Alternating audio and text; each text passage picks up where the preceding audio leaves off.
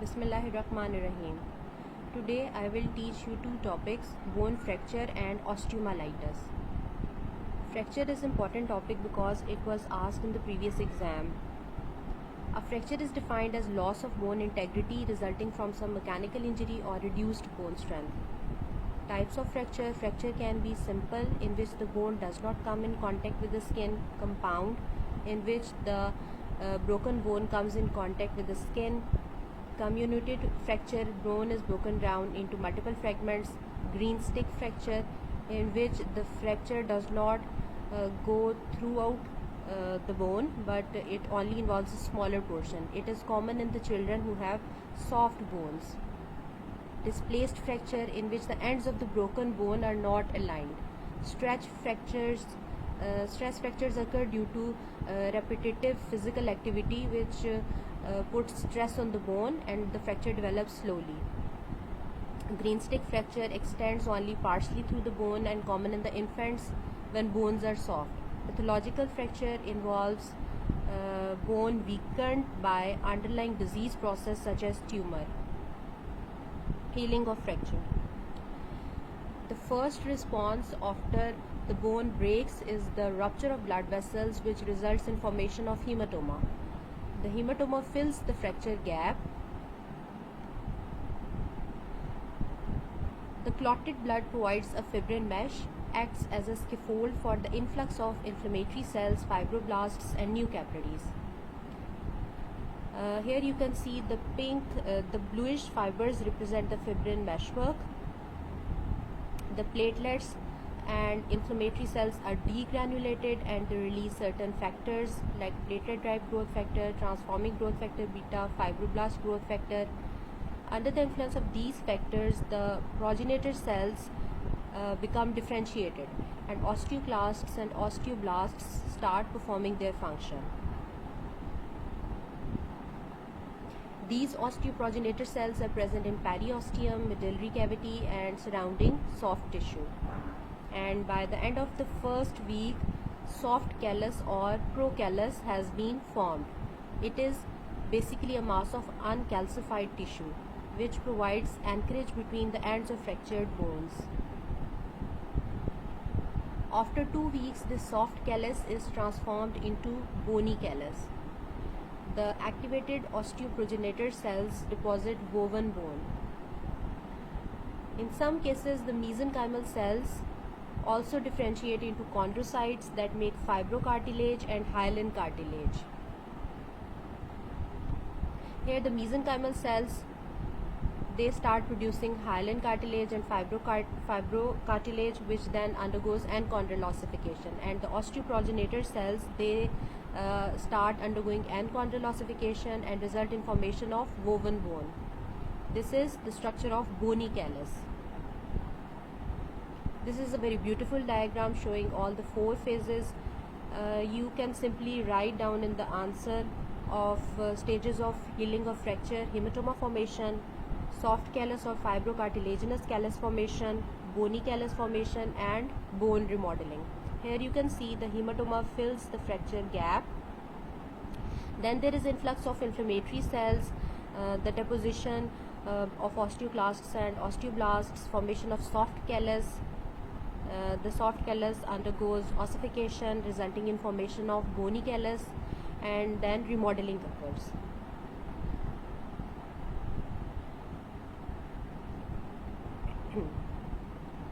How does this remodeling occur? As the callus matures and is subjected to weight-bearing forces, portions that are not physically stressed are resorbed. This remodeling reduces the size of callus until the shape and outline of the fractured bone are re-established as lamellar bone. Here the healing process is complete. Here you can see the woven bone has been transformed into lamellar bone in the period of 3 weeks. 2 months, 3 weeks to months. And what are the complications which can develop? Any deformity can occur during union of the bone. The most common fractures which result in deformity are displaced fractures and comminuted fractures. Delayed union or non-union can occur due to inadequate immobilization, false joint or pseudoarthrosis. It occurs when cystic degeneration occurs in the malformed callus. The luminal surface becomes lined by the synovial-like cells, creating pseudoarthrosis. Infection of the fracture site is common. Malnutrition and skeletal dysplasia also hinder fracture healing. Osteomyelitis. As the name indicates, it is inflammation of the bone and marrow, and the common use of the term virtually implies infection. It is a complication of any systemic infection, but commonly it presents as primary solitary focus of disease.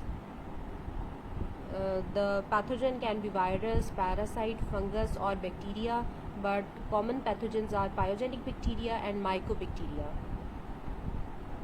Pyogenic osteomyelitis. It is almost always caused by bacteria. Organisms may reach the bone by hematogenous spread or extension from the contiguous site. Direct implantation can also occur. In healthy children, most osteomyelitis is hematogenous in origin and develops in long bones.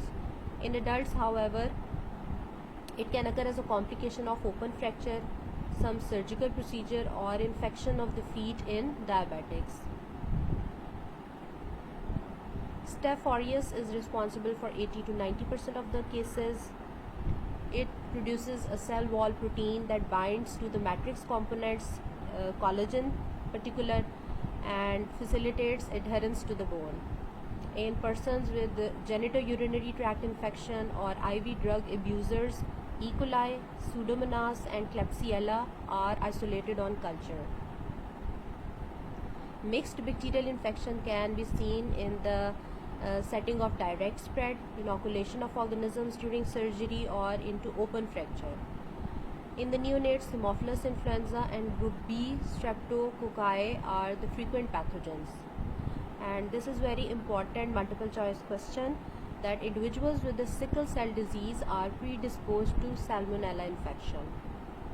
In 50% of the cases, no organism can be isolated. This is the gross picture of the bone which has been inflamed and a sinus has been formed. Resected femur in a person with draining osteomyelitis. The osteomyelitis has started draining, and the drainage tract in the subperiosteal shell of viable new bone reveals the inner native necrotic cortex. This is the microscopic picture showing bone and inflammatory cells.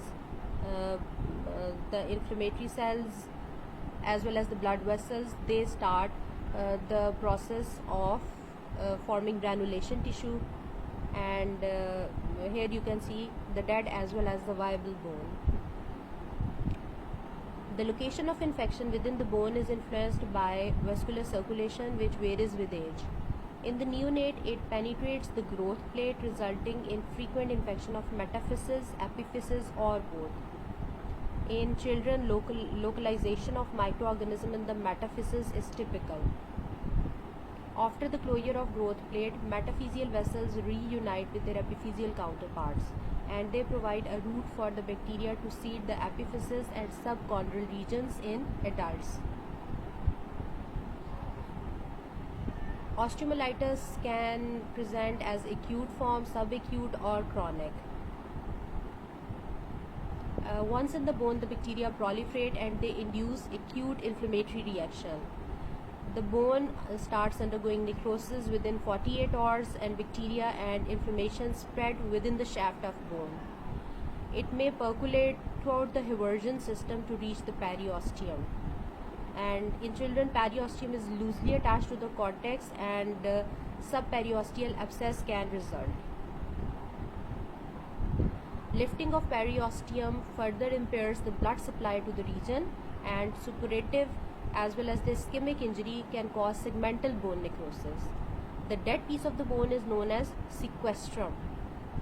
Rupture of the periosteum leads to soft tissue abscess and formation of draining sinus. Sometimes the sequestrum can pass through the sinus as small particles or foreign bodies. A represents the healthy bone, B is periosteum, this C is involucrum. And D represents the sinus tract, and E is sequestrum, which is the dead bone. After the first week, the chronic inflammatory cells become more numerous and they release cytokines which stimulate osteoclastic bone resorption, ingrowth of fibrous tissue, and deposition of reactive bone in the periphery. The newly deposited bone forms shell of living tissue around the segment of devitalized bone, and it is known as involucrum. Involucrum is the new bone. There are several morphological variants. Broudy's abscess is small intraosseous abscess that involves the cortex and is walled off by the reactive bone. Sclerosing osteomyelitis of Gary, it develops in the jaw and is associated with extensive new bone formation that obscures the underlying osseous structure. Complications of osteomyelitis: pathological fracture can occur, secondary amyloidosis, endocarditis, sepsis, development of squamous cell carcinoma in the draining sinus tract, and sarcoma can also develop in the infected bone. Tuberculous osteomyelitis, which is quite common in our setup. Approximately 1 to 3% of the individuals with pulmonary or extrapulmonary TB have osseous infection. It can result from direct extension from the pulmonary focus into the rib, or from the nodes into the adjacent vertebra, or it can spread via the draining lymphatics. Tuberculous spondylitis, pod disease, is a destructive infection of vertebra. The spine is involved in 40% of the cases of mycobacterial osteomyelitis. The infection breaks through the intervertebral discs to affect multiple vertebrae and extends into the soft tissue. Destruction of the disc and vertebra frequently results in permanent compression fractures that can result in scoliosis, kyphosis, and neurological deficits. Syphilitic osteomyelitis, caused by Treponema pallidum or Treponema purtini. They both can involve the bone. In congenital syphilis, the bone lesions begin to appear at 5th month of gestation and are fully developed at birth. The spirochetes, they tend to localize in area of an enchondral ossification and produce osteochondritis, and they can also involve the periosteum and produce periosteitis. Congenital syphilisis can present with demineralization of bone. The child can present with hoarse cry, saddle-shaped nose, Hutchinson teeth, keratitis, deafness, severed shin, frontal bossing, and mental retardation. In acquired syphilis, the bone disease begins early in the tertiary stage, and this stage occurs 2 to 5 years after the initial infection. Bones of nose, palate, skull, and extremities are involved, especially the tibia. This is called seborrheic. The syphilitic seborrheic is produced by massive reactive periosteal bone deposition on the medial and anterior surface of tibia. There is extensive periosteal deposition, and this produces seborrheic. Thank you.